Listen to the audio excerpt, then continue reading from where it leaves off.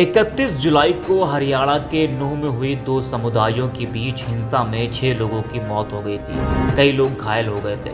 हिंसा में कई दुकानों, घरों, गाड़ियों में तोड़फोड़ और आगजनी भी की गई थी, जिससे कई दिनों तक नूंह मेवात समेत आसपास के क्षेत्रों में सुरक्षा बलों को तैनात कर दिया गया था और इलाके का माहौल गर्म था। इन इलाकों में इंटरनेट सेवा को भी बंद कर दिया गया था।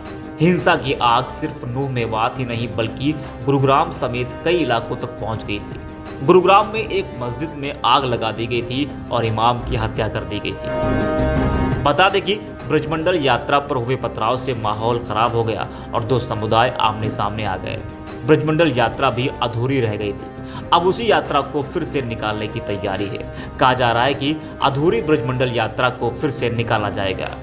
बता दें कि नूंह में हुई हिंसा को लेकर पलवल के पौंडरी गांव में हिंदू संगठनों द्वारा सर्वजातीय 52 पालों की महापंचायत का आयोजन किया गया। इसमें विश्व हिंदू परिषद की ब्रजमंडल जलाभिषेक यात्रा को 28 अगस्त को फिर से शुरू करने की घोषणा की गई। मकसद अधूरी यात्रा को पूरा करना है। अब इस ऐलान के बाद प्रशासन ने तैयारी शुरू कर दी है। पंचायत में फैसला लिया गया है कि यात्रा नूंह के नलहड़ से शुरू होगी और फिर फिरोजपुर झिरका के झिर और जिले के सिंगार मंदिरों से होकर गुजरेगी। महापंचायत में मांगे रखी गई हैं और कहा गया है कि 31 जुलाई को नूंह हिंसा की वजह से अधूरी रह गई यात्रा अब 28 अगस्त को आयोजित की जाएगी। इस हिंसा की जांच प्रदेश सरकार न करके NIA से कराई जाए। वहीं नूंह हिंसा में मारे गए लोगों के परिवार को 1 करोड़ रुपए और सरकारी नौकरी देने, घायलों को 50 लाख रुपए का मुआवजा देने की मांग की गई। इसके साथ ही नूंह का जिले का दर्जा वापस लेने और RAF की एक बटालियन नूंह में स्थापित करने की मांग की गई है। साथ ही कहा गया है कि नूंह पलवल के गांवों के लोग सेल्फ डिफेंस में हथियार ले तो उनके लिए कानून में उदारता दिखाकर लाइसेंस प्रदान कराने की मांग की गई और भी कई मांगे इस महापंचायत में की गई हैं।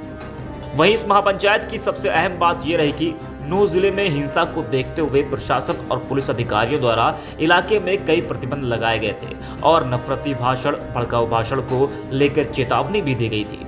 लेकिन फिर भी कुछ लोगों ने प्रशासन की बात को दरकिनार कर विवादित और भड़काऊ भाषण दिए। कुछ वक्ताओं ने खुली धमकियां भी दी।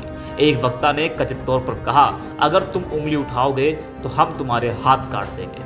वैसे पुलिस ने ऐसे लोगों का भाषण रिकॉर्ड कर लिया है और उन पर सख्त कार्रवाई भी हो सकती है, क्योंकि इन्हीं सब भाषणों की वजह से ही अक्सर माहौल खराब होता है। तो ऐसे लोगों पर तो कार्रवाई होनी ही चाहिए। वैसे इस महापंचायत में फिर से यात्रा करने के फैसले से प्रशासन भी सतर्क हो गया है, क्योंकि प्रशासन सरकार नहीं चाहती कि कोई ऐसी घटना घटे जिससे माहौल खराब हो।